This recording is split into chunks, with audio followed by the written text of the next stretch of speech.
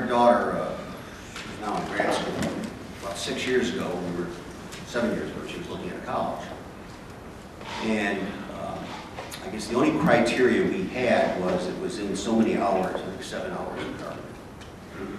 And one of the schools she was looking at was in Memphis. Mr. Doherty can relate to this, his daughter lives there. And it was a wonderful school, a beautiful school. And outside of the school, on one direction was a zoo, the other direction was these beautiful homes, and on the other direction was Afghanistan, the other direction was Iraq. I hope she didn't go there. It scared the crap out of me. And when a parent is looking at where their child is going to school, they have to have that protection level, that comfort level that's going to be safe. Beloit, Wisconsin turned out to be very safe. I was happy she went there. And Mr. Doherty's daughter was very safe where she went. I just had a perception. We need to do more to ensure that parents bringing their children to this community feel that this is a safe community. That doesn't exist right now. Part of that's the university police. Part of that is the selection process of the students the university are bringing in. They're under a lot of pressure to bring in students, and I think they need to be more selective. And we need to create not only a safe environment, but more of that attractive environment, so that parents feel comfortable leaving their child in this community. Thank you. Mr. Fritz. Well, as we've been pointing out, we all have our own mission. The SIU has its mission is educating the students that come here, and our mission is to providing a safe environment. So how can the city help SIU with enrollment? 3 things: housing, housing, housing. Thank you. Dr. Goldman. I agree with what was just said here. Let me just suggest to you that university people are doing the best they can do given the resources that they have. I know I've been in the middle of all of that. The issue is not the recruiting activities that they are involved in. They are out there. I tell you, they are out there working hard. They can do better, we can all do better, but they are out there working hard. The issue is whether or not parents want to bring their kids to this area. We have been criticized, for example, that we don't perhaps look too much at our local schools, at our local families. Why are they leaving the area? Well, we are also recruiting in other neighborhoods to get their kids to leave their areas. Kids want to leave home for a while. They want to go somewhere away from home. We have to factor that in. The issue for us, and I think it was stated, is housing, proper housing. I agree, the issue of dealing with matters of safety, and I think that we probably could do better there. But hey, safety and housing go together. When people look at some broken down areas, they begin to worry about saving. Also, on the issue of being more student friendly, I have spoken to countless students, and you know students, they'll just tell you the issue of the moment. But many of them have said, you know, we get hassled a lot. Maybe they deserve it. I am not saying they don't. I've seen some. But the issue is that that image is there, that we hassle students. And we've got to overcome the image. I'm not saying we do it overly. But somehow we've got to make sure that a message gets through that if you do something wrong, we're going to get you. But we're not going to hassle. And I think we can do better with that. So with improved housing, I think a more student-friendly community, I think that we could help. We can't go out there and recruit for the university. Thank you. We've got time for one last question before we go to our closing remarks. Brad Cole, we'll start with you, Mr. Roman. What do you like most about Brad Cole's tenure or his style? And secondly, what would you like to change or do differently?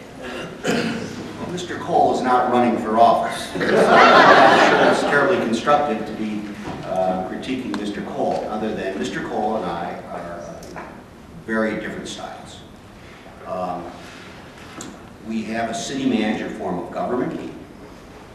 I would like to return to a much more active aspect of that, with the city manager being far more involved than I believe is current with Mr. Cole. Mr. Cole has his pluses and his minuses, but as I said, he's not a candidate. So I'd rather concentrate on their pluses and minuses. And let Mr. Cole move on to where people move on to in the political arena, and I'll just leave it at that. Mr. Fritzler. I guess the one thing I really admired about Mr. Cole was how he ran the city council meetings, especially during, resident comments or citizen comments. We'd always have some people come up and start rambling on about who knows what, and he always had a way of, sometimes politely, sometimes maybe not, getting them to the point or saying, okay, that's enough.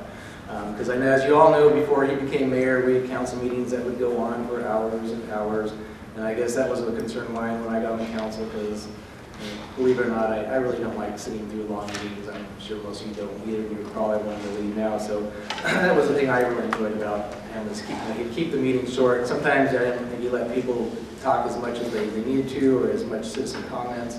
So that, it's a fine balance that needs to be done. As Mr. Maroney mentioned, we are under a council manager form of government. I think Mr. Gill is capable of doing that. He has the experience. He was my #1 choice when we selected a new city manager, and I'm more than willing to let him do the job, and I'm not planning on doing his job for him. Dr. Goldman? I would like to just take one observation, and that is to contrast managerial styles, the one that I would have versus the one that Mr. Cole has. I believe Mr. Cole is more of a micromanager. He's got his hands on just about everything going on. And I don't do that.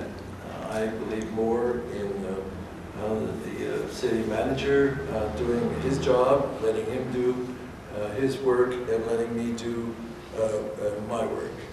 I believe that it is important that the mayor not have hands-on activity going into the day-to-day operations, but the mayor has to be very much involved. And I would simply wrap up by saying, Carbondale may not need a full-time mayor, but Carbondale needs a mayor who's easily available full-time. And I would contrast just our managerial styles as I understand them.